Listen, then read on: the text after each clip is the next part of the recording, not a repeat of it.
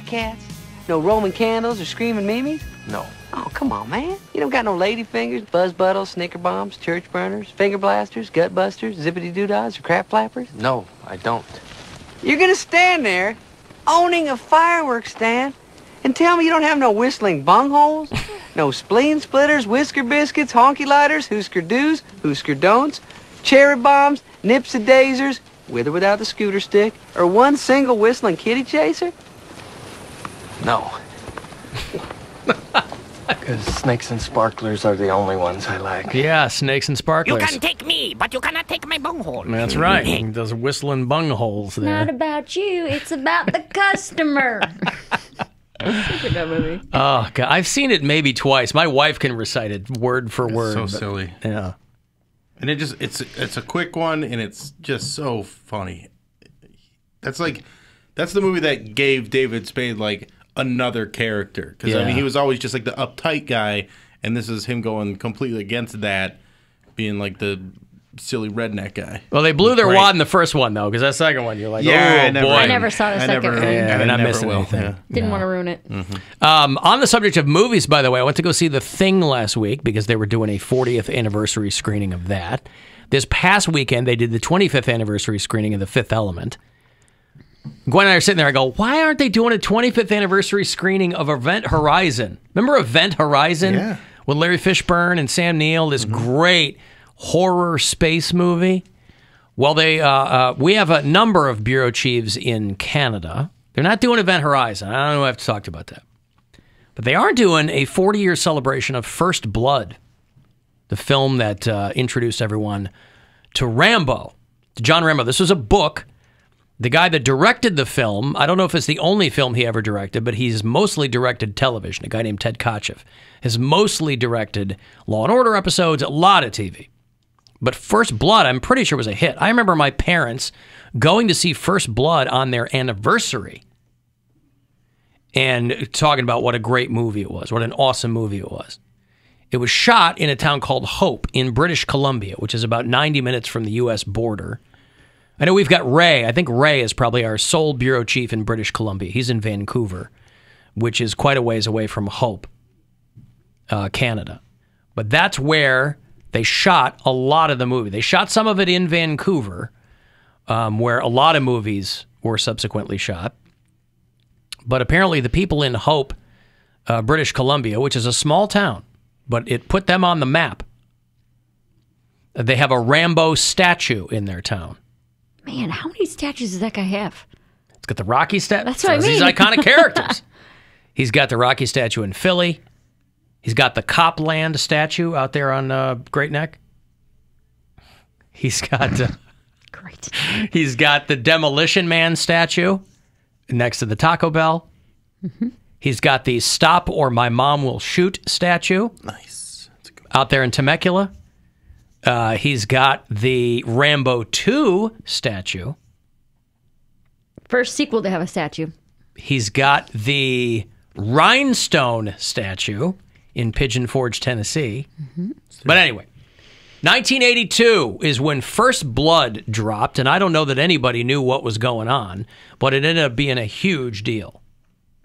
It's a great film. And they're turning Rambo Day into a multi-day event there in Hope, British Columbia. Fans from all over the world travel to celebrate Rambo. And for people who are who go deep on film criticism, they're like, Rambo was the quintessential 80s Republican capitalist pop culture figure.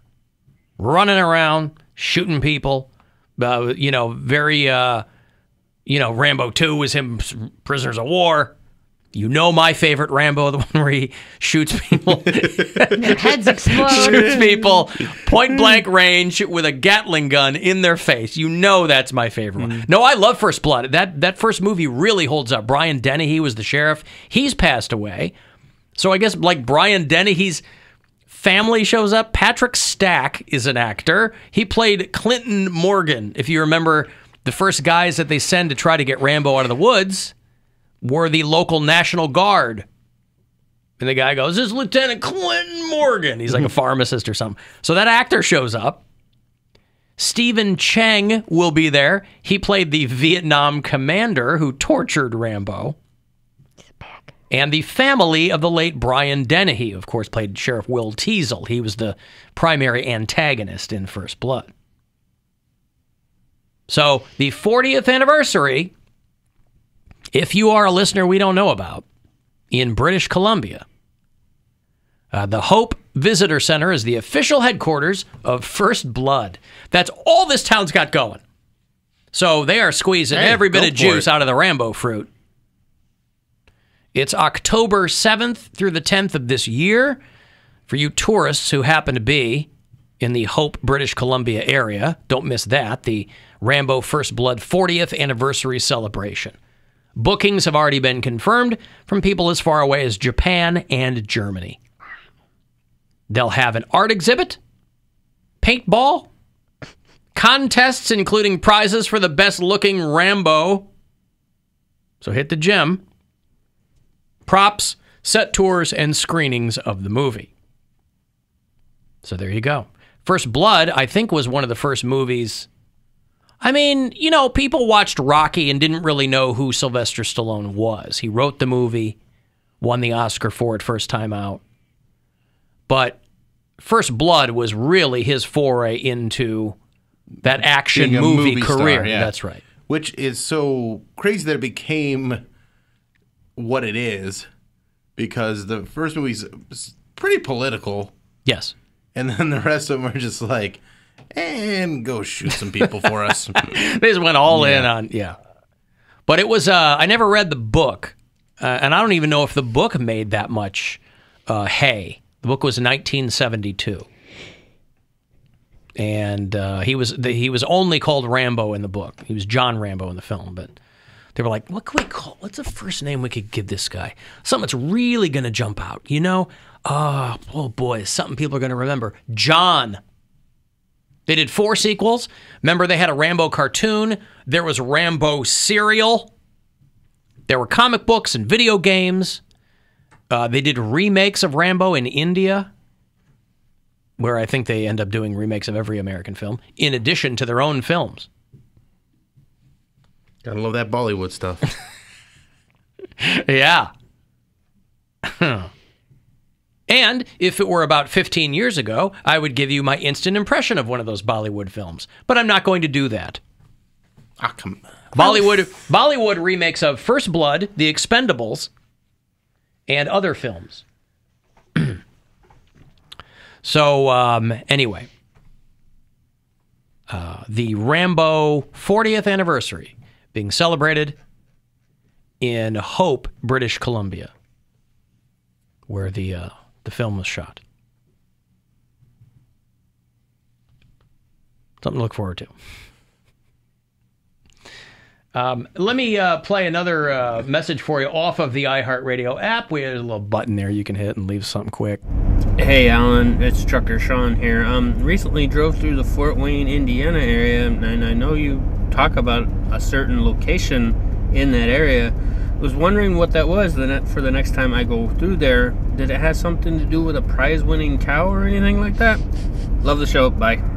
Yeah, people kind of conflate the two. They're Mixing up the bits. I have given so many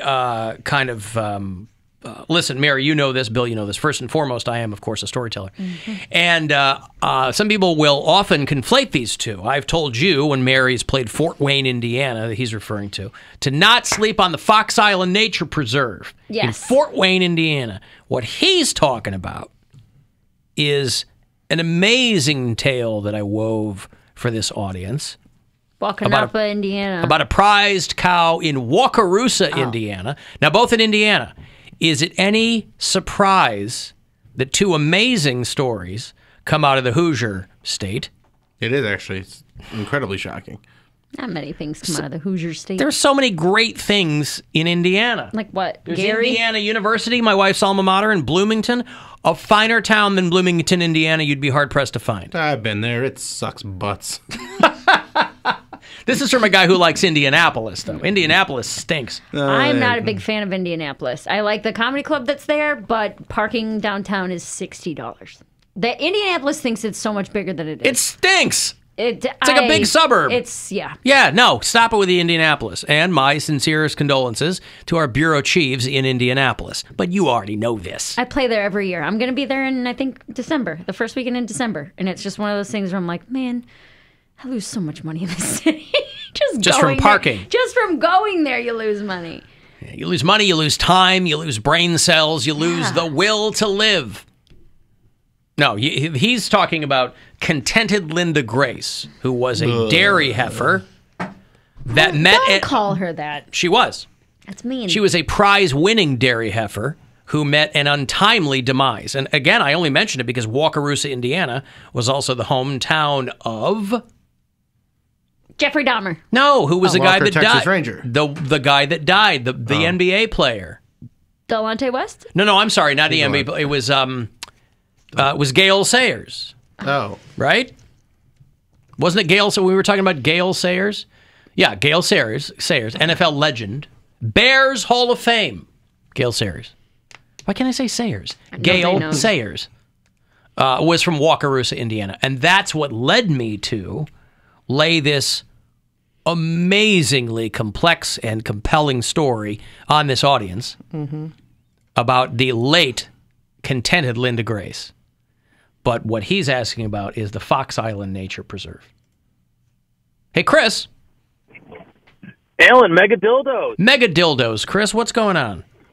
Hey, man, I wanted to remind you that in the movie, in First Blood, one David Caruso is in that movie, a very young, svelte David Caruso. He's one of the cops. The part of the, yeah, he's in when they drop Rambo off in at jail. Yep. Or maybe he got taken for a ride. Or maybe he got taken for a ride. Thanks, right. Thanks, hate the show. All right, thank you, pal. Appreciate it. No, David Caruso is like his third or fourth movie. He's in Officer and a Gentleman. I remember him in that, and then he was in First Blood. So our accident is not an accident at all. That's right. Then, of course, he was also Kit Kat in Hudson Hawk. The terrible, terrible movie Hudson Hawk. But, yeah, I don't know. You like those Rambo movies, right, Poundcake? Remember those Rambo movies? I don't think he's probably ever watched one. You never seen a Rambo movie? He's on the phone. Oh, there's a lot of shirtless men in those movies. I mean, they're being, tortured by the Viet Cong, but shirtless is shirtless. I don't know what to tell you. Alan Cox Show After Hours line, if you go, yeah, this app isn't taking my message, you can always leave us voicemails. 216-986-8903. I like the whole my child burned her foot excuse so that damn cat wasn't unsupervised in his home. How did that trip go with him and the cat by themselves? Hate the show. Yeah, she asks a really good question that I neglected to ask yesterday with your boyfriend's daughter burning her foot. Last minute, 11th hour, unable to attend the Santora family vacation. I have to assume he was home with the cat. Correct. He was home all week. And he hadn't planned on so if you guys had all planned on being gone, why was the cat still in the house? My friend was going to come watch her. My friend was going to come check in on her. So, my boyfriend's daughter was having a real hard time with the bandage change. Every time she had to get her bandage changed, it was the end of the world. He said the first time they had a doctor's appointment, it took him and his ex-wife holding her still while the doctor, and it took over an hour because she was flipping out, screaming. So then the first day that he tried to do it himself was Saturday morning, same thing. She threw herself into a full-blown panic attack, screaming, crying. She hyperventilated so hard that she threw up. And then after he finally calmed her down, he came out into the living room, and apparently the cat had also thrown up. Because so not of only all was the he noise. not only was he not on a planned vacation, he was on the diametric opposite of a vacation. Waiting hand and foot on a child who can't walk. On a first grader. And a cat. But that was the only time the cat puked. And I'm thinking it's because of all the commotion, because of the screaming and the crying and the freaking out. So they both puked the same day, his daughter and the cat. And then he said after that it was great. There were no mishaps. She came and cuddled with him 2 nights and now, this slept is the daughter in the bed. Or the cat? The cat. The cat came and slept with him in the bed, and those two are getting along pretty well. He was holding her yesterday. I got a video of her on my phone. All right. He's learning. Well, there's your answer. Okay. Well, Poundcake's mom is on hold. Hey, there you go. But I got to go to a break here in a second. Hey, Teresa. Hello. Did I wake you up? No. Okay. So, what were we starting with here? We're trying to get Poundcake to make some shirts. What are we talking about? No, it was a stupid little bus trip through the Hoover Dam and the Grand Canyon. Is he whining to you about this bus trip? He is just not on board with the bus trip. However, I said this is an opportunity to see something that we have not seen before. So what's wrong with that?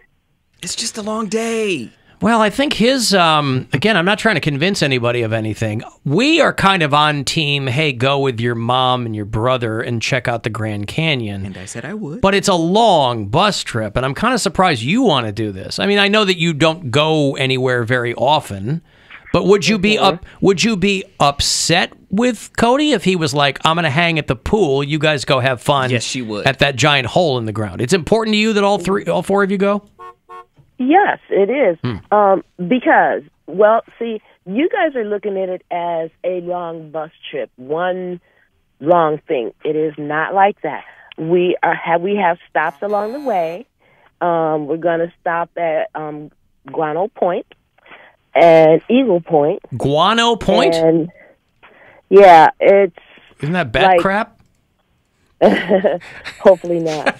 Isn't guano bat crap? From Ace Ventura, yeah. I don't well, know. It is. Actually... I mean, yeah. Okay. Whoa. Well, there is an area there. I may not be pronouncing it correctly. No, you are. Guano Point is in the West Grand Canyon, yeah. Yes. So we're going to stop there, and then we get to see, the area there. Also, Eagle Point is, from what I understand, it's a rock that looks like an eagle. Not necessarily a live eagle, which would be cool, but hey, it's a rock that looks like an eagle. That sounds like fun to me. But are these all? Teresa, are these all parts of the Grand Canyon? Or I mean, because like Guano Point is at the Grand Canyon. Are these stops on the way to the Grand Canyon, or these are different points of the canyon? Okay, this is different points. Yeah. Along the area. So you go around it. Also, no, it's so long. Let me ask you this, but you don't have to give me the rundown here, but let me ask you this. Okay. You have clearly, you know your son, you've clearly had to weigh the costs and the benefits of him agreeing to go, but then complaining the whole time. Isn't that going to diminish your enjoyment of the trip? Well, sometimes they do. Sometimes that will kind of get on my nerves, and then I just kind of put the hammer down. And it's an excuse for me to do whatever I want. She's going to put the hammer down on you, Poundcake. Well, they take me there. They make me go. She goes, see what you made me do. Mother, you need to be honest with them, because this entire trip started. The only reason why we're even considering Vegas is because of the whole Derek Huff situation that you still have not let go. And we're not even going to see Derek Huff while we're there. You done pulled it through. You switched it up on us. You did an about face. Well, and now you're adding all this extra stuff. No, yes, this did. Okay, 3 years ago, they stood me up. I had asked constantly. It was around Mother's Day, and it was in Akron. So I said, "Hey, Colt, let's go see Derek Huff." Well, he said, "Okay." He would take me there.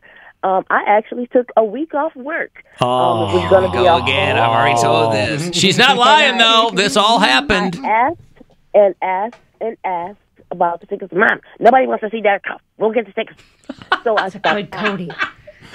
I stopped asking, and I got all dressed up. I was sitting there waiting, and nobody showed up. You left in a huff. So I just sat there with all dressed up and nowhere to go. So paying for it ever since. I absolutely hung it over their heads, because why not? Yeah. They stood me up. They didn't even bother to call. So I was definitely an afterthought in their rear view. Oh, no. And now you're going to make this whole thing a forethought. Malice okay, aforethought. So we were going to see Derek Huff, but... See where I get the pettiness from? I want to see Derek Huff. However, I thought the Jabberwockies would be a more progressive thing and that they would probably like to see that better. So I did sacrifice Derek Huff to see Jabberwockies because I thought. Oh, you did this for Cody and his brother, the Jabberwockies. Yes. Well, Poundcake, you're making it sound like your mom pulled a bait and switch on you. She wants you to enjoy these guys in masks. Yes.